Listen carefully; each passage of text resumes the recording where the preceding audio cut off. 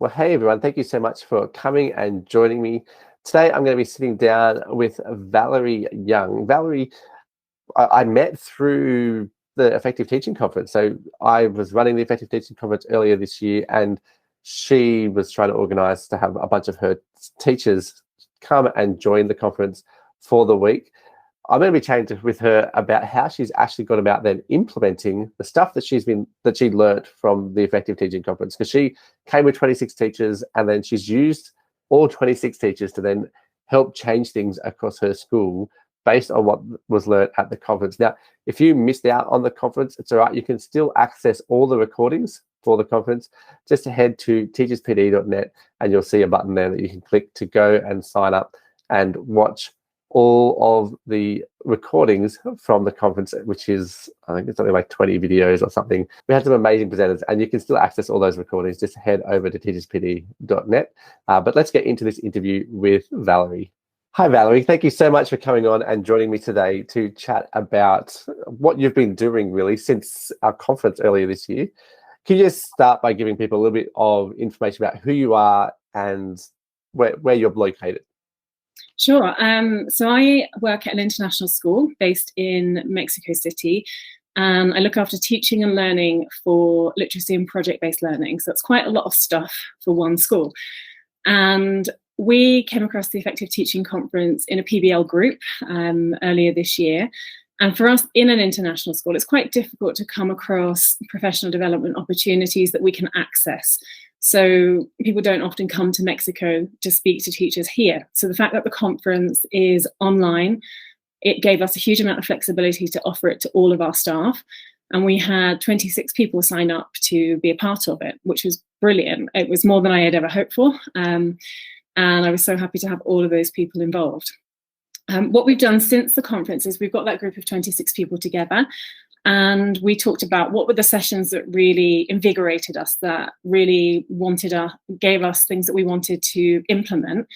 And the two that we're working on right now are Controlling the Chaos, which was hacks to manage your classroom, and Kelly Bell's session on the superpowers of feedback.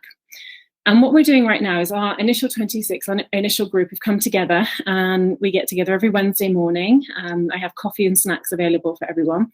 And we talk about the session, we talk about the things that we want to implement, and then people that want to do the same things are getting together and working in groups and giving them a try in their classrooms. And the idea is we'll come back together 2 to 3 weeks after we first meet and talk about how effective those strategies have been. Beautiful. So you've picked just two of the sessions. That's the word I'm looking for. I was going to say episodes. They're not episodes. So two of the sessions out of the conference you guys are focusing on as I presume the 26 of you kind of picked those two sessions to go through and work through in detail, and then you're splitting into little groups and stuff to implement it. Are the teachers then, are they observing each other in the classroom as well as they try these things out, or are they just kind of trying them and then reflecting themselves and coming back and sharing it? So it's both. We've left it open for teachers to try them out in any way that they want to.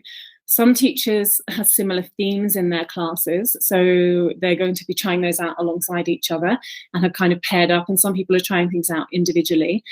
And we've only chosen two right now because we were halfway through the second term. We finished in 2 weeks for our Easter break. So we've chosen two to focus on. That would give us the opportunity to really try them over a couple of weeks and come back to have a discussion. And then the plan is to continue that when we come back for our third term, but with different subjects. The idea also is that those teachers that are implementing things can then talk to our wider school during staff meetings and training to tell them what they've tried and how it's worked. So we really want to kind of take that message, get it embedded with the people that were originally involved in the conference, and then take that message out to the rest of the school. Yeah, beautiful. So it's not just the 26 then that are being impacted by this. You actually have plans to have 26 volunteered to do this PD. Now, you were saying earlier to me, before we started recording this podcast, you were saying that PD is not mandatory for you guys over in Mexico. Like in Australia, it is. For teaching across our whole country, you have to do professional development. Otherwise, you are no longer a teacher after a few years, depending on which state you're in. But they don't have to do PD. They've chosen to do PD. given up their time, and we all know, I'm sure even in Mexico, the teachers' workload is still massive. They're still working more hours than any other profession probably. And so so you've got these 26 who've volunteered, they're doing the learning, and then they're trying things out themselves, and then they're going to share it with the wider teachers. How many teachers are at your school? Oh my goodness. When we have a full staff meeting together, teachers and assistants, it's 60. And one of the advantages we've got, international school does have the advantage that you have specialist lessons. So in our classes, they get an hour of Spanish teaching a day, and then specialists for things like PE, for music, for art. So our teachers have a little bit more non-contact, non-directed time available to be able to put into things like PD. But you're right, it isn't mandatory. So we needed to find something that was flexible, was relevant to us, and was something that teachers really wanted to work on in their practice. Yeah. Can you give us a specific example at all of possibly one of your teachers and what they're actually working on, what they've pulled out of one of these sessions? Yeah, absolutely. We have 2 teachers that work in our Kinder 2, which is children aged 4 and 5 years old. And from the Controlling the Chaos session, I was going to say episode there, but session, they were really interested in executive functions and how that affects the children. And we were talking about how you might well give an instruction to a young child to put their book in their bag, but that child may not understand that, first of all, you have to stand up, pick up the book in your hand, walk towards your bag, open your bag, and then put the book in. So they were talking about how they can look at those executive functions and break them down for children. That sparked a conversation with our music teachers, who also teach those children and have to have them collect instruments and put instruments away. And they were saying, well, we're finding the same thing, that the children don't understand how to do that executive function. So those teams are now collaborating to group their children into who can do it with 1 instruction, who needs 2 or 3 instructions. And as a team, they're working on helping those children to understand what to do, but across both classes and in collaboration. You actually have these teachers that are working together. They've identified it's a simple executive function, like that is year 4, like, well, not year 4, it's 4-year-olds and 5-year-olds.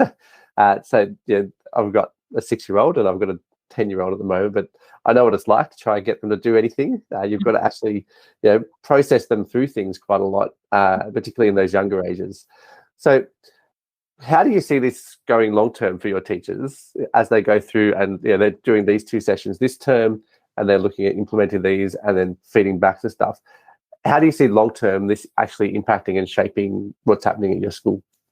Well, the thing I think it's going to have the most impact on is our feedback and marking policies. So we introduced a new feedback and marking policy back in November, and it has worked in some grades with some teachers, but not with others. And we realized for some people, the marking load was too much. And from using Kelly's session on the superpowers of feedback, the teachers that are in this group are trying out a highlighter system to make it smoother and easier for them to implement and for the children to understand. So the teachers that are trying it out right now we just completed an assessment week. So the children are looking at their writing assessments alongside some simplified and leveled writing targets that I've made, and then using the highlighter system. And we're seeing really good progress for those kids. It's simple for the teachers, it's simple for the kids to understand, and everyone's using the same language. So I envisage in term 3 moving that to more classes and more grades, and then potentially changing that policy based on the actions that we've taken after the PD and after using what we learned from the conference. Yeah, that's fantastic. So we've gone from the session with Kelly, 26 teachers that would have watched that and chosen to try, well, probably 13 of them have tried to actually implement that because they're doing 2 different sessions. They're then reflecting, chatting with other people in pairs and stuff, and expanding that then into the feedback that goes to your whole staff, and then your whole staff will sounds like they'll probably end up implementing it because it's going well, which then dictates things like your policy and everything like that.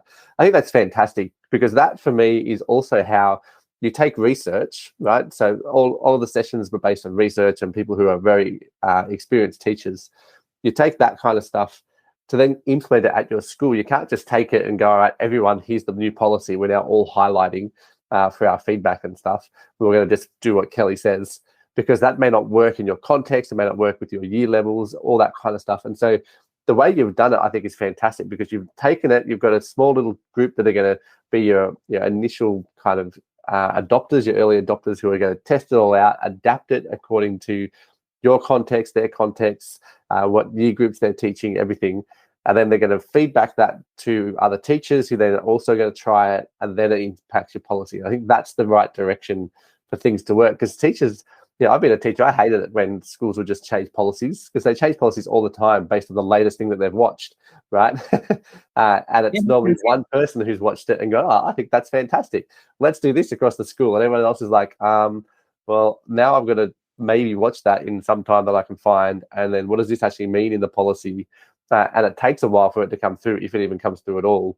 Whereas your approach that you're using at your school is actually a better approach, I see, for actually being implemented across the school, and for people to take what they've learned and adapt things for their context, which is always something that, I know here in Australia, our top levels of people who are running schools and even above schools, they don't get that kind of stuff. They're like, well, we say this, and so everyone does this. And you're like, yeah, but that's not really the way things do go.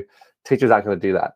Even though you've said it and we have to do it, the teachers are going to do the minimum that they possibly can to tick that box, or they're just going to tick the box anyway and not do what the top people want. Whereas this process of things actually coming from the teachers, I think is amazing. And I think I can see that it's going to have great impacts for you guys at your school. Yeah, we really hope so. When we initially did our policy back in November, we did ask for teachers to join the focus group, and 3 people joined that. And I think really it wasn't enough people. So we got feedback from those 3 people, but actually we're in a position now where we've got 20 people working on it, and that's more of a critical mass, and it's much more feedback. And the fact that more people are involved, I think we're going to be able to make positive changes to the policy that will actually be relevant, rather than 3 people and me, and then it coming a little bit top down. And that's me as a leader having to change my approach and adapt to, I tried this thing, it didn't work, but this is working better, so let's go with it. Yeah, beautiful. Well, Valerie, I want to thank you so much for coming on, sharing some of what's happening at your school, and chatting about the conference too. I think that's fantastic as well. But for me, it's just great to get feedback from you about how things are actually being implemented from the conference, because it was an international conference that we had it was over 2,000 teachers that signed up for that conference. And so I know what sessions people liked and all that kind of stuff. I got that kind of feedback, but to actually get this kind of feedback, which is more the exciting feedback of this is how people are using it, and using it long term. People are still I presume you bought access to actually access the videos longer term, and that's the fantastic thing, is you can then keep using it. You can keep referring back to it. You can do it with your 26 teachers, and then your 100 teachers. Just let them all watch it as well. That's fine. That's what you do, so that they can then come through and go, we're going to implement this, and we're going to implement it properly. And I think the way you've set things up for your school is a great way to set things up for success. And I just get excited hearing about it, because I'm like, I had a little bit to play. I'm not even any of those session presenters, right? But just the fact that I have a small part to play in the changes that are happening in Mexico, right? I'm in Australia, and these are changes happening in Mexico. I think this is amazing to see the kind of collaboration that's happening, and the way that things can impact. Just the small thing here can impact and teaching all around the world. So thank you so much. Well, thank you for running it, and I'll keep you updated with how it goes over the next few weeks and months, and let you know what changes we make. Beautiful. Thanks, Valerie. Well, how good was that, to sit down and just see how a school is actually going about using PD to change stuff at their school. I love the fact that she's using the teachers to actually implement the change, to adapt the changes, to adapt what they're learning from each of those sessions. And they've only chosen 2. I think that's really great too, to do it in small chunks and implement that and reflect on it, and then share it with the larger group. This is how you change things across schools, I think, is from the bottom up. Like you have someone who drives things, but you actually need that critical mass of teachers who are like, let's do this, let's do some learning, and then let's try and implement it and reflect on it and share that. Now, if you want to try doing that with the Effective Teaching Conference recordings, you can do that. Just head over to teacherspd.net, and you can see some ways there to sign up for that conference. Otherwise, I hope you guys have a fantastic week, and I will chat to you again soon.